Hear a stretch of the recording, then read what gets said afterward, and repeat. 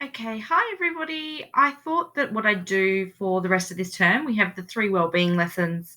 I'd do a little screencast just explaining what it is that we're doing for the week for staff. And then I'll do another screencast which explains it for students. To start with, just looking at the structure of our page, I've tried to keep it fairly similar to what we have been doing for our subjects. So what you'll find up here in pink is staff resources. So all the resources for you guys that don't go to students will be in pink. So in the resources column, I'll have week 5, week 7, and week 9 and the screencasts.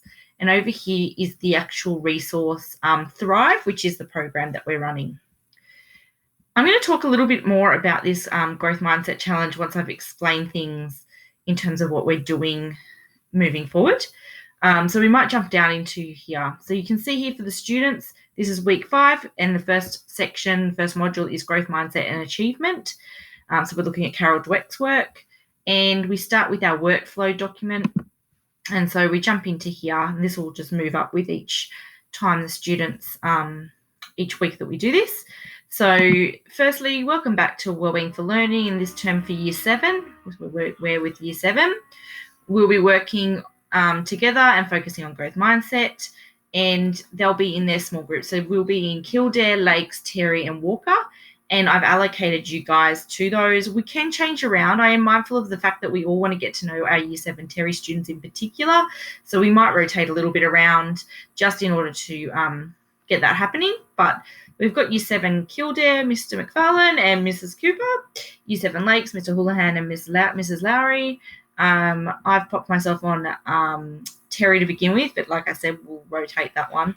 And Year 7 Walker, Mr. Richardson and Mrs. Thebus or Mrs. Benham, depending on who's in on that day. So each of the activities will be in a slide document, and I have tried to allocate times to it so that you guys and the students get a bit of an understanding of the timing of the activities. So if we jump back in here, the students will be able to go to their workflow doc. They'll be able to watch their screencast that explains to them what they need to do. And then their work booklet for the week is here. So if I go to the work booklet now and we go through, we've got our first activity, which is asking students to break into little groups and partners. One of them has to come up with as many words that start with T as possible for 20 seconds, and then they switch around. So just starting to get the kids to think and things like that without them touching each other and, all the social distancing that we need. A little bit of information on what growth mindset is. Moving down, listing things that they're good and bad at, and then reflecting and answering some questions on that and having a class discussion or a group discussion around that. Then there's a YouTube clip for them to watch.